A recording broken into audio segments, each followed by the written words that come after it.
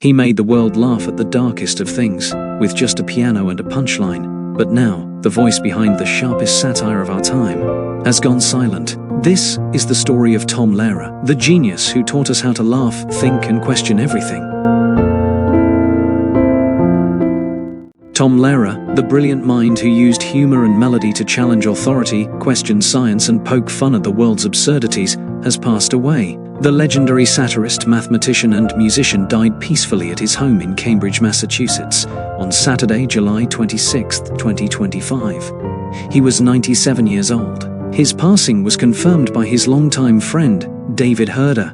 With Lehrer's death, the world bids farewell to one of the sharpest wits of the 20th century, a man who could turn even nuclear warfare or political hypocrisy into a clever, unforgettable song. Tom Lehrer wasn't your typical musical icon. Born on April 9, 1928, into a Jewish family in New York City, he displayed signs of genius early in life. By age 15, he had already been accepted into Harvard University, an achievement that would set the tone for his dual life as both an academic and an entertainer. He earned his undergraduate degree in mathematics in 1946, and although most of his peers were still figuring out their future, Lehrer was already straddling two worlds, academia and performance. During the day, he was a mathematician, sharp, serious, and methodical. By night, he transformed into a piano-playing satirist, armed with a razor-sharp tongue and a gift for rhymes that could make anyone chuckle or squirm. In 1953, Lehrer self-produced his first album, Songs by Tom Lehrer. With only his piano and a borrowed microphone, he recorded the tracks himself and sold them by mail order. His style was unlike anything listeners had heard before, upbeat tunes laced with biting satire. One moment you were tapping your foot, the next you were cringing at the audacity of his lyrics. Take, for example, Poisoning Pigeons in the Park, a seemingly cheery song with dark undertones that perfectly captured Lehrer's gift for rapping grim truths in catchy melodies. Or The Old Dope Peddler, which described a kindly man who supplied illegal substances to the neighborhood with a smile. Lehrer didn't just make music, he made people uncomfortable, and he made them think. Despite his cult following, Lehrer's entertainment career was surprisingly short-lived. After a few years of performing in clubs and selling records, he stopped performing in 1960. He returned briefly in 1965, only to step away permanently 2 years later. In total, he recorded just 37 songs. But the impact of those songs rippled through generations. Although many of us know him for his witty lyrics, Lehrer's heart always belonged to academia. He once joked that music was a hobby, just a temporary break from mathematics. He taught at some of the world's most prestigious institutions, including Harvard, MIT, and later, the University of California, Santa Cruz. In a rare blend of intellect and showmanship, Lehrer even taught a course on musical theater at UC Santa Cruz. Imagine taking a math class from a man who once wrote a song about Wernher von Braun, the Nazi rocket scientist turned American space pioneer, with lyrics like, "Once the rockets are up, who cares where they come down? That's not my department," says Wernher von Braun. Tom Lehrer had a way of challenging the status quo, not through lectures or essays but with humor and song. His music touched on everything from nuclear war to race relations, organized religion to scientific ethics. And yet, despite the controversial topics, his songs rarely caused public outrage. Why? Because his charm, wit, and intellect were undeniable. Even when Lehrer made you uncomfortable, you couldn't help but laugh. One of Lehrer's most memorable creations was the song Lobachevsky, a satirical take on plagiarism in academia. Through the voice of a fictional Russian professor, Lehrer delivers lines like, "Plagiarize. Let no one else's work evade your eyes. Only be sure always to call it research." It was clever, it was ridiculous, and it was pure Lehrer.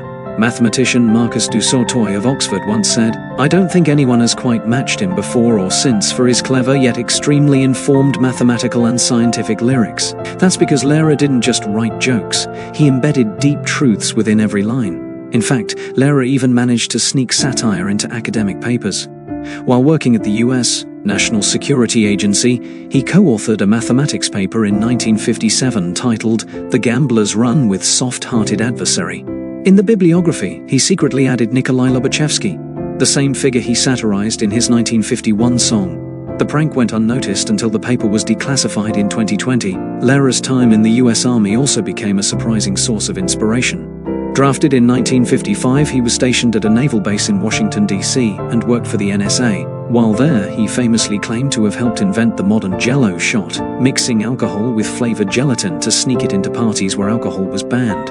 He once said, "The rules said no alcoholic beverages were allowed, so this friend and I spent an evening experimenting with Jell-O. It wasn't a beverage, just classic Lehrer, always finding a creative workaround, even in the military." One of his songs, "It Makes a Fellow Proud to Be a Soldier," poked fun at the military experience while hinting at deeper truths. He joked about the Army's commitment to equality, saying it prohibited discrimination not just based on race, creed, or color, but also on ability. In 1965, Lehrer released That Was the Year That Was, a live album that became his most commercially successful work. It reached the top 20 on the Billboard 200 chart and showcased some of his most daring material.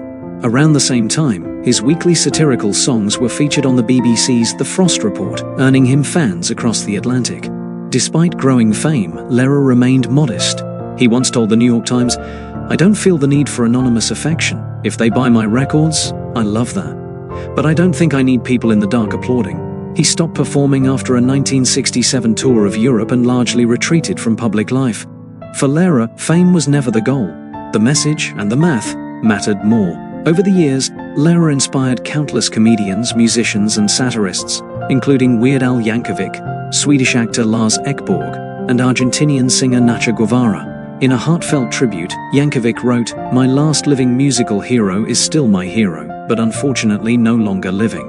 R.I.P. to the great Mr. Tom Lehrer."